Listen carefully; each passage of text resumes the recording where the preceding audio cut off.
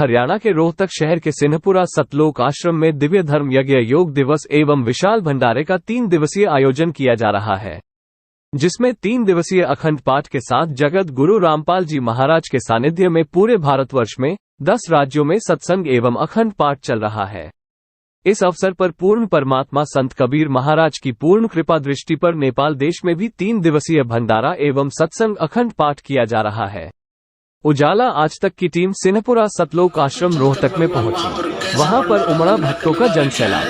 संपूर्ण भंडारा जो परमपिता अवतरित कबीर साहब ने केशव बंजारा जो 9 लाख बैलों पर अवतरित काशी नगरी में संपन्न हुआ भंडारा आज 3 दिवसीय संपन्न हो रहा है।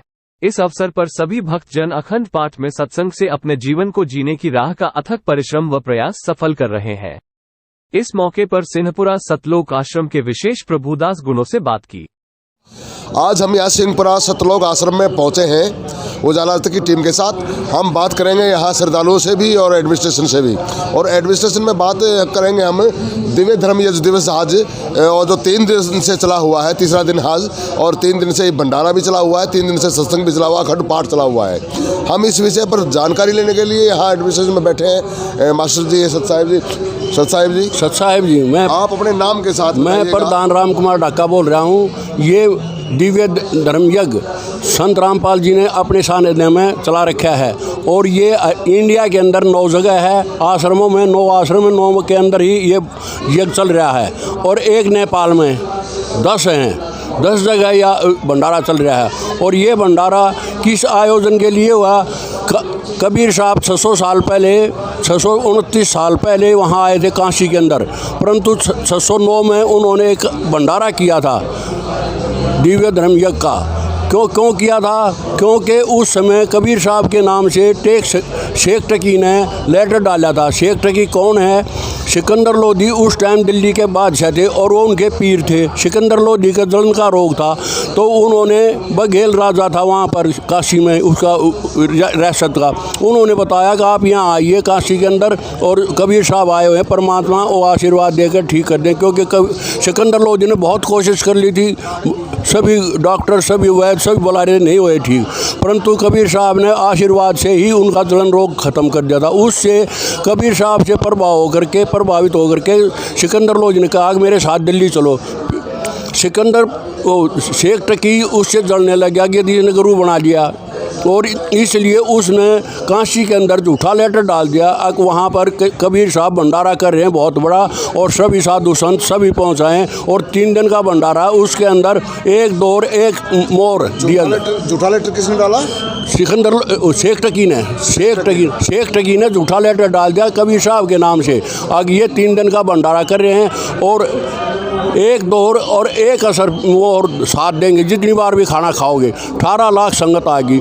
जब रविदास सुबह निकले बाहर, तो देखा संत बैठे बहुत ज़्यादा। उन्होंने पूछा, भाई आप कैसे आ रहे हो? बोले आप भक्तों काशी में रह रहे हो, और फिर आपको पता नहीं अगर इतना बड़ा भंडारा करे कबीर साहब तो, और आप यहाँ बैठे हो। रविदास जी ने कबीर साहब को बताया। कबीर साहब को तो पता था ही पहले ही। कबीर साहब बोले रविदास जी को साकल बंद कर लो और बैठ के भक्ति करो। कबीर साहब सतलोक गए, वहाँ से केशव का रूप बना गए। केशव और 9 लाख और बंजारे लेकर के आए, और वहाँ टेंट लगा करके बहुत बढ़िया भंडारा किया 3 दिन के लिए। केशव भंडारा बहुत ही अच्छा चला। सिकंदर लोधी पहुँच गए, क्योंकि वो भी वो दे रखा देना होता है शेख टकी ने बेइज्जती करने के लिए।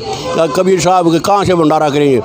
तो सिकंदर लोधी ने देखा ये तो बहुत तगड़ा भंडारा चल रहा है, बोले भाई कबीर साहब के, बोले ये कबीर साहब तो नहीं है। तो वो सिकंदर लोधी सीधा कबीर साहब की झोंपड़ी में गया और साकल खुड़काई। रविदास को बोले मत खोड़ना। फिर सिकंदर लोधी ने कहा, मैं गुरुजी कबीर साहब मैं जानता हूँ आपको, आप पूर्ण परमात्मा हैं, खोल दो। वो खिड़की खुलवाई और गेट खुलवाया। सिकंदर लोधी ने सुधा मुक्त दंडवत किया, और कबीर साहब ने आशीर्वाद दिया, और वहाँ से चल पड़े, मेरे साथ चलो। और उसी टाइम कबीर साहब बाहर निकले तो ऊपर से फूल बरसने लगे, और मुकुट आ गया सर पर। फिर सिकंदर लोधी ने अपने उस पर बिठा लिया हाथी पे, और वहाँ लेकर के आ गए। वहाँ लेकर के आए तो वहाँ पर रास्ते में रविदास जी को नहीं बोले, भाई ये चौर तो मेरे को दे दो। सिकंदर लोधी ने कहा, आप तो सार वक्त करते हो। सिकंदर लोधी ने चौर किया और भंडारे में आ गए। चारों तरफ जय जयकार हो रही थी। उतरे ऊपर से उतर के केशव के पास गए। केशव ने कहा जी आप यहाँ कहाँ कैसे आ गए, इतने गंदे लोग में 12 कोस तक इसकी बदबू आ रही है, इतना गंदा लोग है, आप कहाँ आ गए।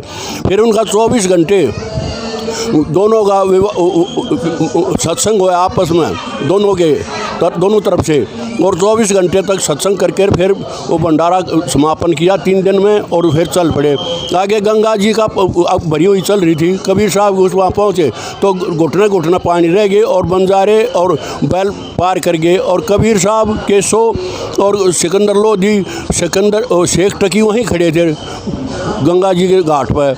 और उसने वो निकलने के बाद सिकंदर लोधी ने कहा कबीर साहब केशव को जी को भेज दो, और बैल तो जा लिए, बिला जी कहाँ है, वो दिखाई भी नहीं दे, और सीधे गए सतलोक। तो इतने में ही केशव जी का जो चेहरा शरीर था वो कबीर साहब में समा गया।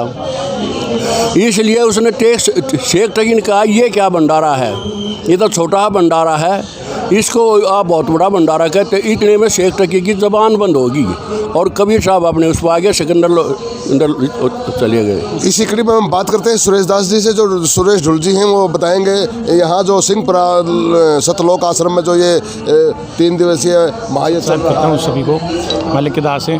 यहाँ हमारे गुरुजी संत रामपाल जी महाराज जी के सानिध्य में ये 3 दिन का भंडारा चल रहा है, और इसके साथ साथ में हमारे गुरुजी यानी दहेज रहित शादियाँ भी करवा रहे हैं, और साथ में रक्तदान शिविर भी करवा रहे हैं। तो 400-500 यूनिट की यानी ब्लड डोनेशन कैंप लगा गया है, और इसके साथ में हम अपनी भाषा में रमैनी बोलते हैं, जो कि आम समाज की भाषा में यानी विवाह होता है, वो रमैनी 17 मिनट, रमैनी से मतलब शादी जी 17 मिनट की रमैनी होती है दोपहर की। तो उस 17 मिनट की रमैनी के दौरान यानी शादी हो जाती है बिना दहेज की, ना लड़की वालों को दहेज देना ना लेना, ना लड़के वालों को। यानी आप इनकी जुबानी सुन सकते हैं, जो यहाँ सतलोक आश्रम के सेवादार हैं, रामपाल महाराज जी के जो अनुयायी लोग हैं, उनका मानना है कि यहाँ पर शादियाँ भी कोई दहेज नहीं, किसी प्रकार की कोई व्यवस्था की जरूरत नहीं है।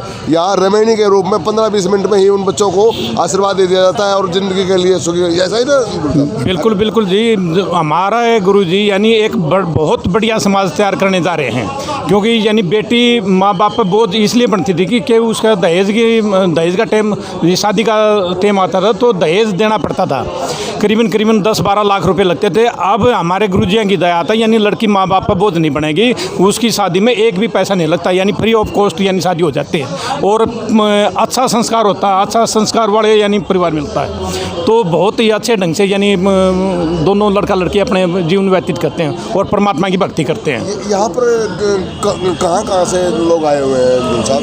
हमारे आज यानी एक नेपाल में और यहाँ इंडिया में यानी 9 जगह भंडारे चल रही हैं, यानी 10 जगह भंडारे चल रहे हैं। ऐसे ही प्रोग्राम 3 दिन का यानी 10 जगह हो रहा है। तो अलग अलग स्टेट का अलग अलग यानी बटा हुआ है।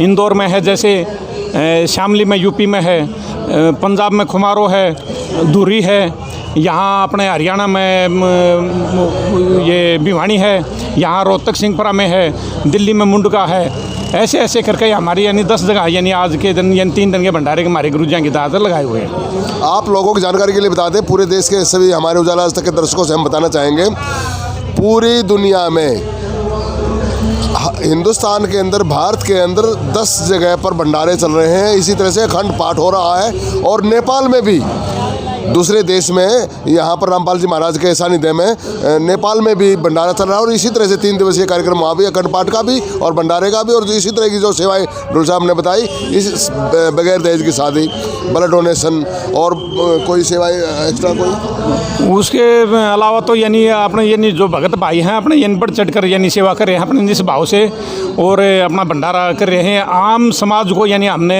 परमात्मा की दान से न्योता इन्विटेशन दिया है कि आपने हमारे गुरुजियों के भंडारे में आओ और भंडारा करो, और अपना ज्ञान प्राप्त करके अपना नाम दीक्षा लेकर अपना जीवन सफल करो। चैनल के सभी दर्शकों को नमस्कार। देखते रहिए उजाला आज तक। रामपाल जी महाराज के सानिध्य में आप लगातार देखते रहिए, बने रहिए उजाला।